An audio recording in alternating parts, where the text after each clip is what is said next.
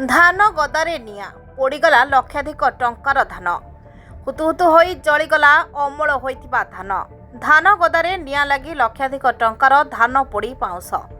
गंजाम जिला सोरडा थाना संधि केन्दु ग्राम देखा मिली एभली अभावन दृश्य।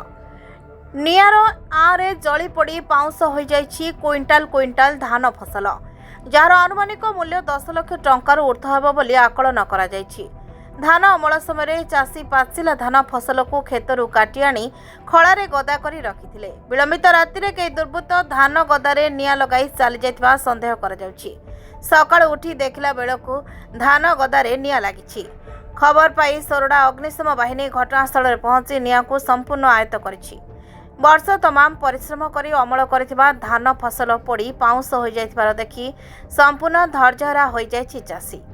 13 जन चाषी प्राय 15 एकर जमीर अमल धान जार आनुमानिक मूल्य 10 लाख ऊर्ध्व हेब बोली अनुमान करा जाउछि। क्षतिग्रस्त चाषी परिवार केमिति चलिबे ताकू नै चिंतारे समानकु क्षतिपूरण जगा देबाकू सरकार कठारे गुहारि करिसंती चाषी।